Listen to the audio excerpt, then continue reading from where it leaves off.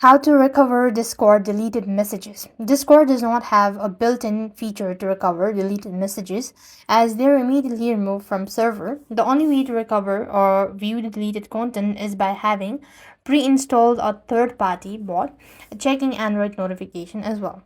So what you want to do is, if a server has a moderation bot that logs message, you may be able to view deleted content through the bot's dashboard.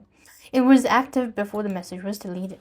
And next, if you have an Android device, you could also see it through the notification history. For that, you just want to launch open settings on your device, go to notification, and you could go to notification history.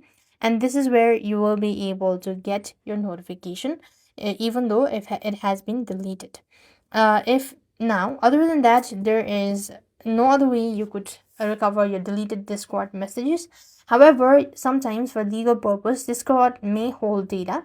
However, for standard user deletion, they states the message are gone. You could request the data just by going to the use section, tap the gear icon at the top right, and you want to go to help. You just want to go to support, and you will just want to confirm and verify all that, and simply want to make sure to restore you just select submit a request, type in your request, and you could also provide the evidence such as in photo, and that should be able to help you recover Discord messages.